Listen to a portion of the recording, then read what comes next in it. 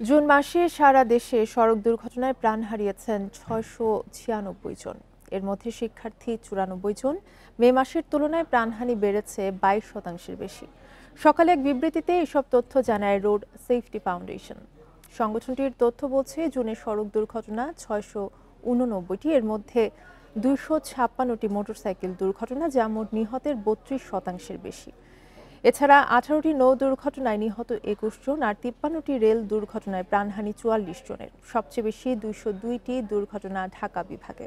সিলেটের সবচেয়ে কম ২৭টি। বেশিরভাগ দুর্ঘটনা হয়েছে সকালে।